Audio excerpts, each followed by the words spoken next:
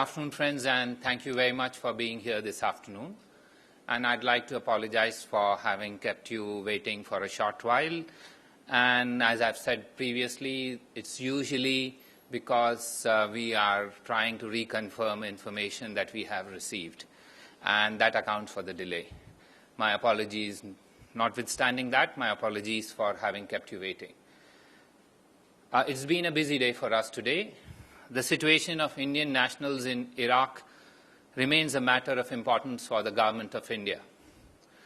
Since I last briefed you yesterday, I now have additional information to share with you on this issue. This information pertains both to Indian nationals who are in the conflict zone in Iraq, as well as Indian nationals who are outside the conflict zone. Now, since the zone of conflict is an area where security and safety of Indian nationals is of utmost concern, I will first try and give you a readout of the situation there, following which I will then provide you information regarding other areas where there are Indian nationals, but there is no immediate threat to their safety and security. Now, in the zone of conflict, we have repeatedly told you that there are very limited number of Indian nationals.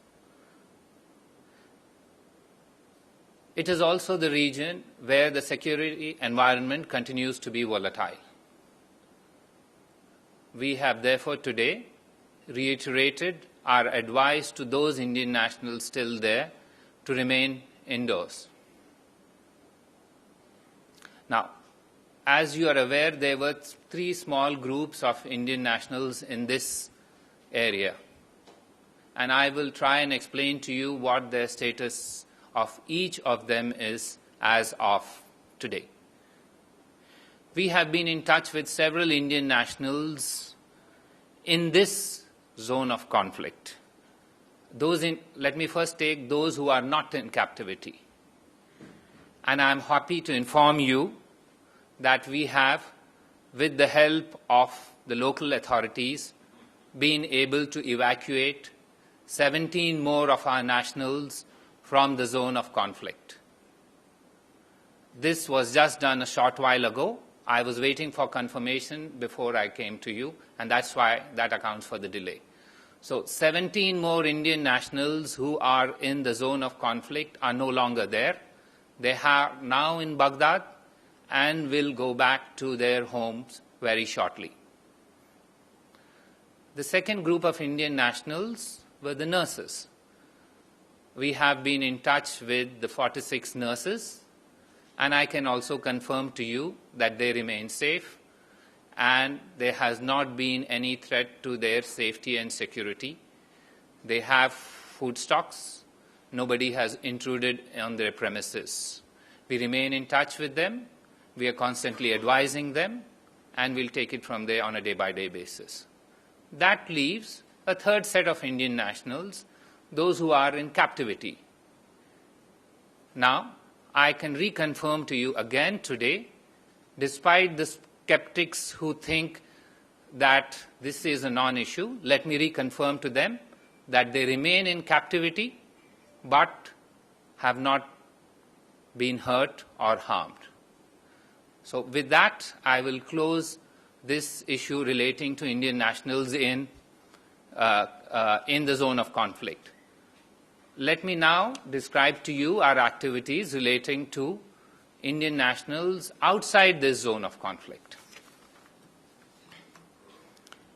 Our understanding as of now is airports in Erbil, Baghdad, Najaf, and Basra are open to normal commercial traffic. And therefore, we are issuing an advisory today telling all Indian nationals who wish to travel voluntarily that they can take commercial flights out from these airports. We will provide them all assistance that is required if they so wish to travel. Our helplines in Baghdad will be working on a 24/7 basis. And let me read out to you those numbers of the helplines in Baghdad. These are 00964 770 444 4899.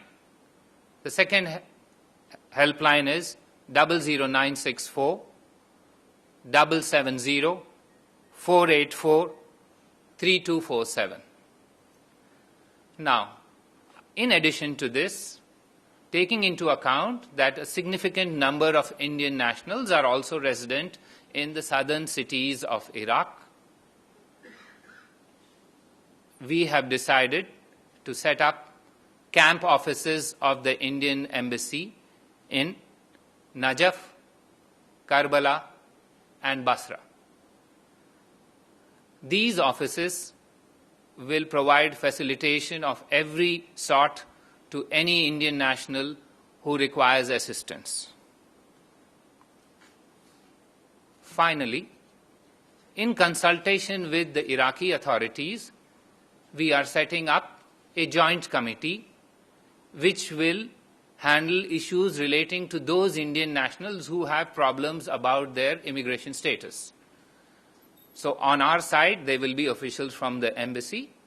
On the Iraqi side, there will be officials from the Home and Interior Ministries relating to immigration, so that those Indian nationals who may have problems relating to their immigration status can be facilitated and assisted to travel if they so desire to travel. In essence, today, we have been able to move in a positive manner on both fronts. In the zone of conflict, the number of Indian nationals now that remains there has been reduced by a further 17. In other areas, we are moving to assuage concerns and facilitate the voluntary return of those who are desirous of coming back to India. I think that is what I have in terms of what I have to say. If you have any information, any questions, as is usual, I will answer 6 questions relating to this, and I'm willing to answer a couple of questions on other issues beyond this. Yes, Ashok? Akbar, can we know the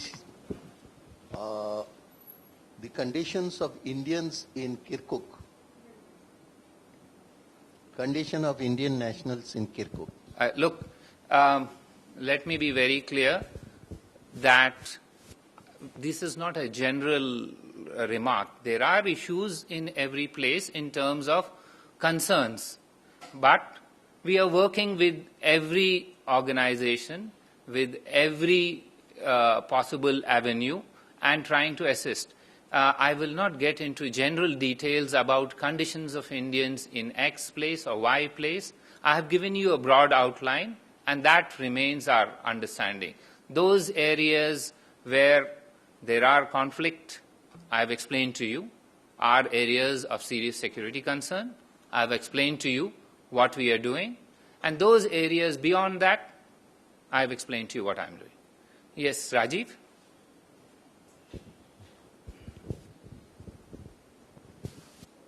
Yesterday, Iraq lost its control over borders with Syria and Jordan.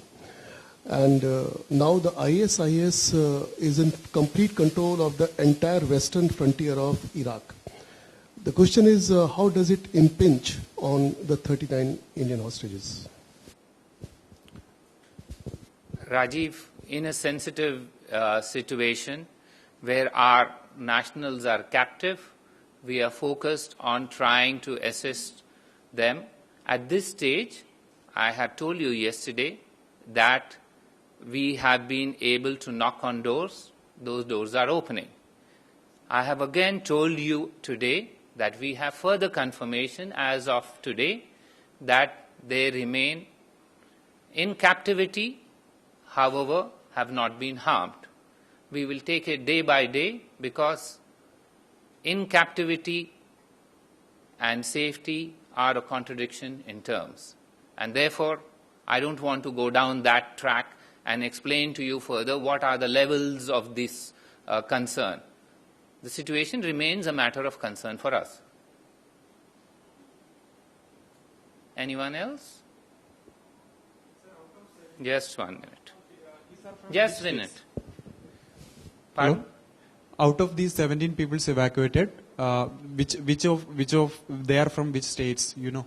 I'm afraid we will not be able to share that information because this is a matter of operational detail, and at this stage, once they fly out of Iraq back to their homes, you are free to find out from them. But there are people who have been through traumatic situations. We assess them as Indian nationals. At this stage, we did not get down to tabulating their regional affiliations, the language they speak, etc. They were all Indian nationals, and we've held them as Indian nationals.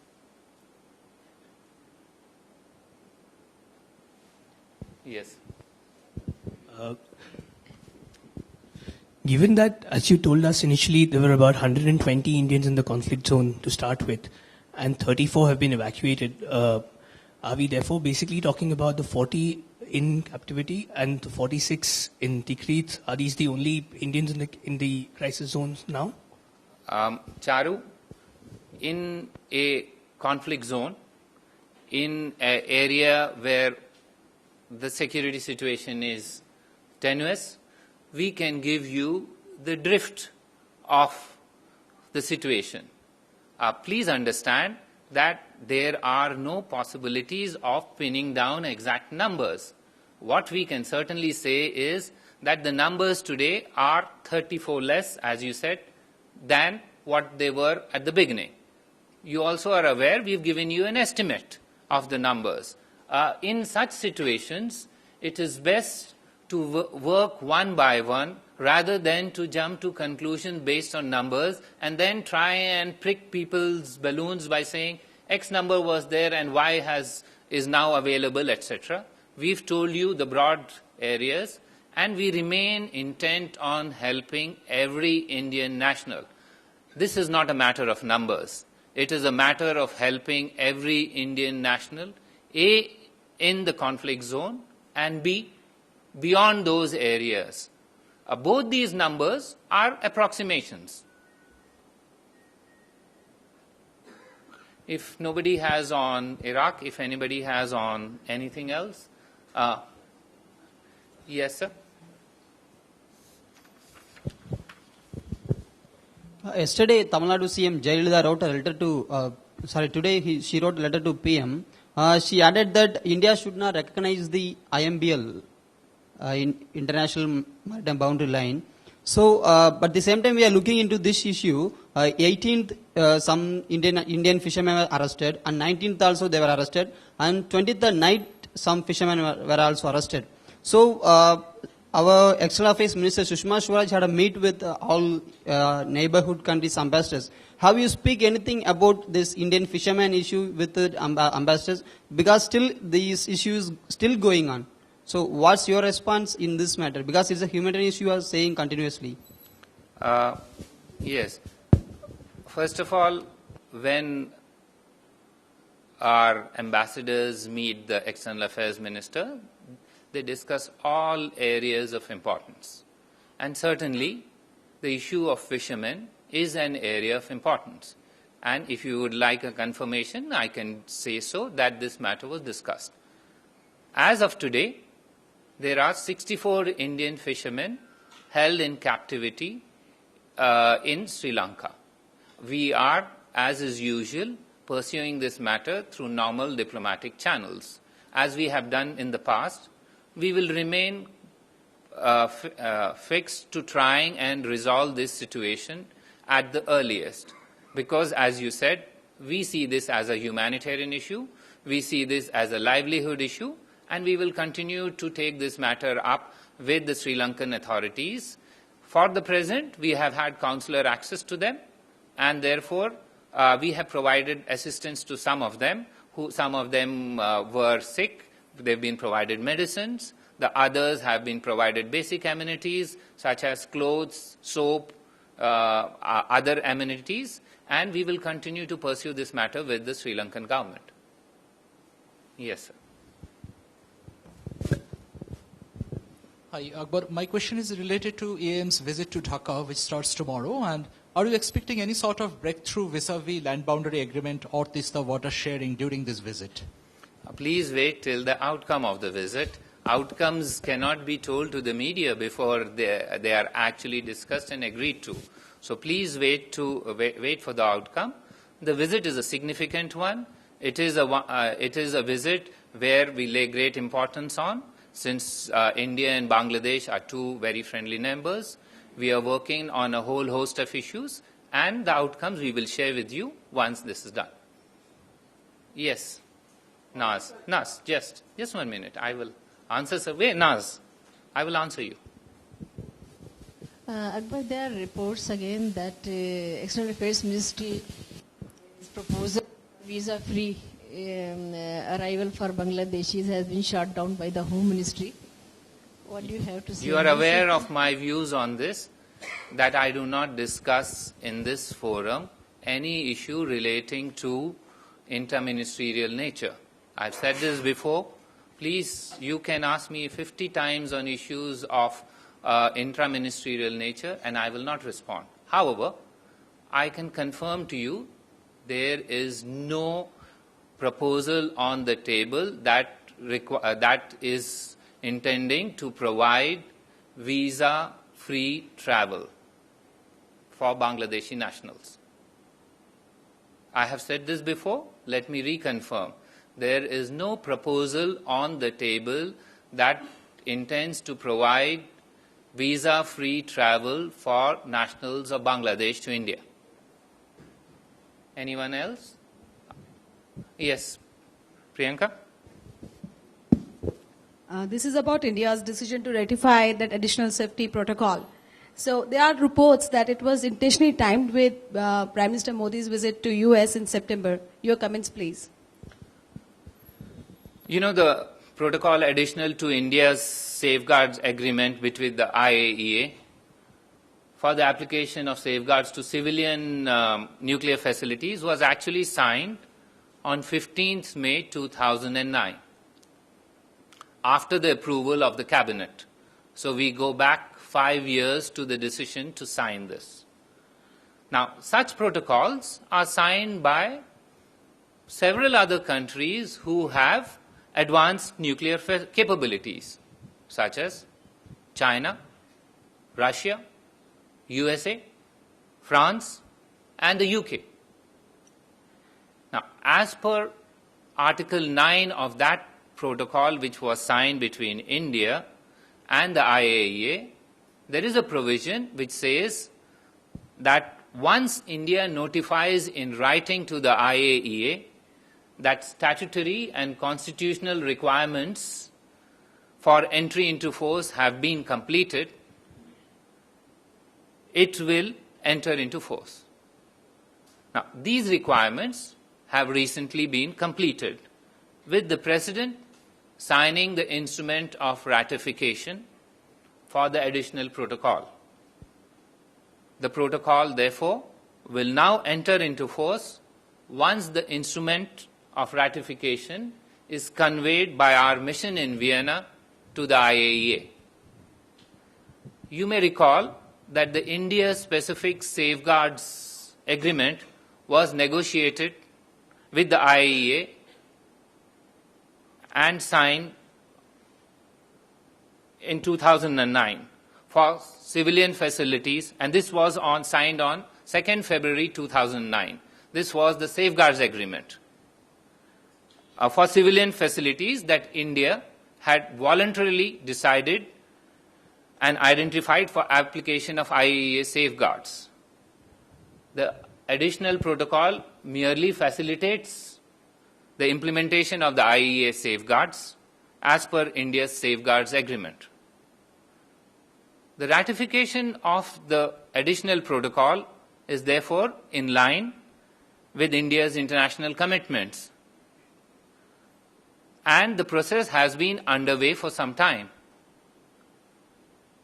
The additional protocol is also consistent with India's national interest as a responsible nuclear state and allows us to continue to build civil nuclear cooperation with our partners in the international community. From this, you can understand that the process began quite some time ago. There is a procedure. That procedure has now been completed.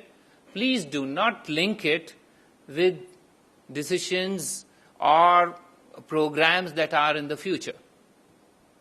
Yes, Ranjit? India had also signed a supplementary convention on compensation-related issues. So what is the status of that? Has India ratified that? I think you will have to ask the IAEA, the Department of Atomic Energy, which deals with this. They are the line ministry in this. Once there is anything about ratification of this, which requires the Ministry of External Affairs, we will let you know. Yes, Sinjoy? So, there are a number of senior people holding important positions abroad as high commissioners or ambassadors who are not part of the Indian Foreign Service. Now, in the past, such people, when a government has changed, they have usually resigned. That has been the norm, at least in some cases. Now, these people who are holding these posts as High Commissioner or Ambassador, has anyone offered to resign in this last 5-6 weeks? Or have their resignations been asked for? Srinjoy, these are personal issues. First of all, you have combined a norm with some time. Either it's a norm or it is some time. Please, let me finish. You had your chance. Now it's mine. A norm means it always happens. What you have said is something which may have happened in the past, but as far as I know right now, not to my knowledge has this been an issue so far. Yes, last question and we end. This question was touched by you yesterday very briefly because the meeting was inconclusive. I'm talking about the head of missions meeting, which was chaired by the EM. If you can throw some light, because the Prime Minister is giving a lot of importance to the neighboring countries, and very specific issues were discussed, and if anything transpired from that meeting, if you can. Well, I can confirm, like I did to him, that all issues of importance with the neighborhood were discussed and considered. The effort was to have an integrated approach to the neighborhood, learning from experiences with one country so that best practices can be identified and implemented elsewhere. As you are aware, as far as India is concerned, the Prime Minister has already clearly signaled that the neighborhood is, for us, a priority. And this meeting is yet another facet of that approach. We've had very interesting discussions yesterday. These are obviously in the nature of brainstorming sessions. So it's not in our mandate to share brainstorming session outcomes to you unless they are translated into actual policy. When they are translated into actual policy, I'm certain you would know. Thank you very much. Oh, yes, I will answer. Yes, please. Yes, just 1 minute. I'll answer. Sir, back to Tamil Nadu fishermen. Is there any time-bound frame that the government of India is going to take the fisherman who's been arrested by the Sri Lankan naval forces to brought back to India? The same thing happening in Western Coast side also, but the neighboring countries never arrested our fishermen. Why only in southern coastal part, especially the Tamil Nadu fishermen being targeted by the Sri Lankan naval forces? Are you justifying by way of providing soaps, towel, that giving a message to the fishermen community they are taken care of well by the government of India? Or are you trying to give a message they are going to brought back to India very soon, it will not happen in future? Thank you very much, and I will answer this question. First of all, I think factually, the problems of fishermen on our western coast are more acute. There have been people fishermen from our western side who are in jails in Pakistan for much, much longer times. So I think it's not fair for you to tell that this is not a phenomenon elsewhere, number one. Number two, you have seen that in the last few days there have been serious efforts and fishermen have been released from time to time. We will continue with this. Sri Lanka is a friendly neighbor. We will try to impress on them through all possible diplomatic means that, please, these are ordinary fishermen who are pursuing their livelihood, and this is a humanitarian issue. When we provide assistance of basic amenities, it is to provide some comfort and while we work the bigger issues. If your view is that until the bigger issues are solved, do not provide them, I don't think that's the way to go around. Every bit of assistance to Indian nationals who are in difficulties is something that the Government of India is committed to providing and will continue to provide. Thank you.